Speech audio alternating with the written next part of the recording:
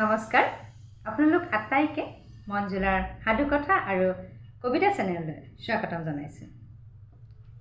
আজি 15 আগষ্ট স্বাধীনতা দিৱস। আমি আজাদী কা অমৃত মহোৎসৱৰ উপলক্ষে ঘৰে ঘৰে ত্ৰিৰংগা শীৰ্ষক কাৰ্যসূচীৰ লগত সংগতি ৰাখি বিভিন্ন কাৰ্যসূচী যেনে প্ৰভাত ফেৰীকে ধৰি বিভিন্ন কাৰ্যসূচী আমি পালন কৰিছোঁ। বিভিন্নজনৰ সৈতে আমাৰ শ্ৰদ্ধাৰ মুখ্যমন্ত্ৰীদেৱেও অংশগ্ৰহণ কৰিছে। এই যে ত্ৰিৰংগা জাতীয় পতাকা, ইয়াৰ মাজৰ অংশটোত যি অশোক চক্ৰ অৱস্থিত, তাত 24ডাল দণ্ড আছে। এই দণ্ড গোটেইকেইডাল প্ৰতিডালে ভিন ভিন অৰ্থ বহন কৰে। সকলোৱে এই অৰ্থসমূহ জানেনে বাৰু? আজি মই স্বাধীনতা দিৱসৰ বিষয়ে বেছিকৈ নকওঁ, বিভিন্ন অনুষ্ঠান আছে আজি আমাৰ চেনেলত, গতিকে প্ৰথমেই মই সেই 24ডাল দণ্ডৰ অৰ্থ অকণমানকৈ কৈ দিছোঁ। এই দণ্ডকেইডালৰ অৰ্থসমূহ হৈছে আশা, প্ৰেম, সাহস, ধৈৰ্য, শান্তি, মহামতিত্ব, কল্যাণ, বিশ্বাস, উদাৰতা, নিস্বাৰ্থতা, আত্মসংযম, আত্মত্যাগ, সহ্য, শুদ্ধ, ন্যায়, দয়া, লাৱণ্য, নম্ৰতা, সমানুভূতি, সহানুভূতি, ধৰ্মীয় জ্ঞান, মূল্যবোধ, ঐশ্বৰিক জ্ঞান, ঈশ্বৰলৈ ভয়। 24ডাল দণ্ডৰ 24টা ভিন ভিন অৰ্থ আমি সকলোৱে জনা উচিত এইখিনি, আৰু আচলতে আমি এই কথাখিনি আনকো জানিবলৈ দিয়া উচিত। এতিয়া আমি আমাৰ মুখ্য অনুষ্ঠানলৈ আগবাঢ়োঁ। আজি স্বাধীনতা দিৱস উপলক্ষে আমাৰ চেনেললৈ কেইবাগৰাকীও তেখেতসকলক বিশিষ্ট বুলি ক'ব লাগিব, তেখেতসকলক আমন্ত্ৰণ কৰি আনিছোঁ। আশা কৰিছোঁ তেখেতসকলে বিভিন্ন ৰঙৰ সমাহাৰেৰে আজিৰ অনুষ্ঠানটি উজ্বলাই তুলিব। লগতে আশা ৰাখিছোঁ আপোনালোকেও এই অনুষ্ঠান চাই আপ্লুত হ'ব। আহকচোন আমাৰ অনুষ্ঠানলৈ আগবাঢ়োঁ। वन्दे मातरम् वन्दे मातरम्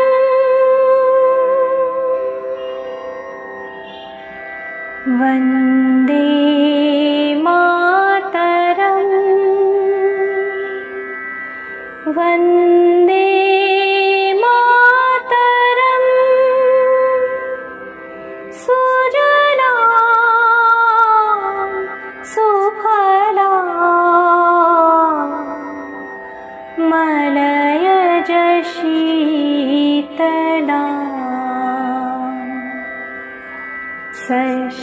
श्यामला मातरं वन्दे मातरं वन्दे मातरं सुहृजोत्सना पुलकितया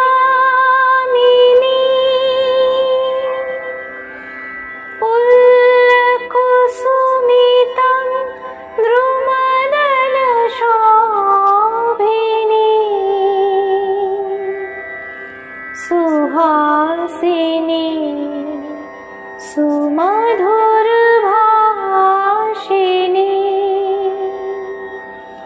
सुखदां वरदां मातरं वन्दे मातरं वन्दे मातरं वन्दे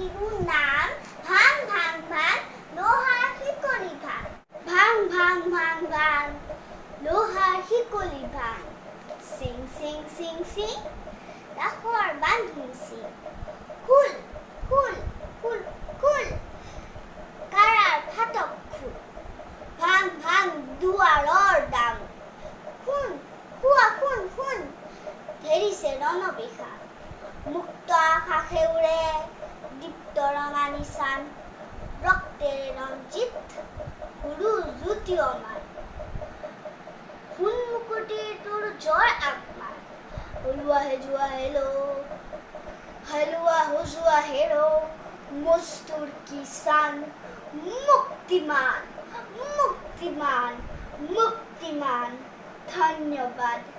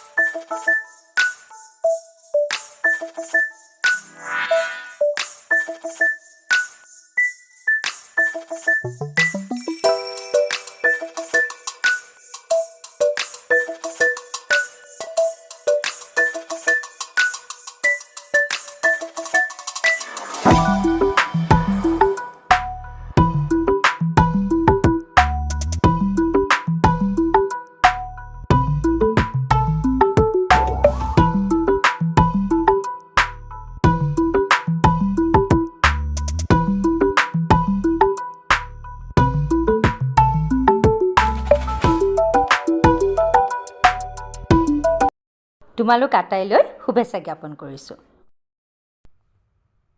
একেবাৰে শেষত মোৰ এগৰাকী বান্ধৱী, তেখেতে নিজে লিখা কবিতা এটি মই পাঠ কৰি দিবলৈ ওলাইছোঁ। আচলতে কবিতাটো তেওঁ বহুদিন আগতেই মোলৈ পঠিয়াইছিল, কিন্তু স্বাধীনতা দিৱসৰ লগত সংগতি ৰাখি মই কবিতাটো আজি পাঠ কৰি দিছোঁ। সেই সময়ৰ দেশৰ স্বাধীনতা, এয়া হ'ল কবিতাৰ শিৰোনাম। 1947 চনৰ 15 আগষ্টত ব্ৰিটিছে অৰ্পণ কৰিছিল শাসনভাৰ। ভাৰতীয় নেতাৰ হাতত নিশা 12 বজাত। কিন্তু কিছুমান মানুহৰ মনত থাকি গৈছিল এটি দুখ। ভাৰত আৰু পাকিস্তান হ'ল দ্বিখণ্ডিত। পণ্ডিত জৱাহৰলাল নেহৰু হ'ল প্ৰধানমন্ত্ৰী ভাৰতৰ, মহম্মদ আলী জিন্না হ'ল প্ৰধানমন্ত্ৰী পাকিস্তানৰ। 15 আগষ্টৰ দিনা পতাকা উত্তোলন হৈছিল জৰ্জ খেলপথাৰত। হেতা ওপৰা কৰিছিল গাড়ীয়ে মটৰে, মানুহৰ ঘৰে ঘৰে, দোকানে পোহাৰে, স্কুল কলেজে জাতীয় পতাকা উৰাবলৈ। গুৱাহাটীতে বহিছিল কেইবাখনো ফ্লেগৰ দোকান। ফ্লেগবোৰৰ দাম আছিল চাইজ অনুযায়ী, 4 অনা, 8 অনা, এটকা। কিছুমান ল'ৰাই কৰিছিল তৈয়াৰ নিজে ৰং লগাই। মানুহে গৰ্বেৰে পিন্ধি ফুৰিছিল জাতীয় পতাকাৰ বেজ লৈ। স্বাধীনতা লাভে সকলোৰে অন্তৰত যেন আৱেগৰ হেন্দোলনি তুলিছিল। মানুহৰ মাজত উথপ থপ লাগিছিল ফ্লেগ পাবলৈ, ফ্লেগ উৰাবলৈ আৰু নেতাসকলৰ ভাষণ শুনিবলৈ।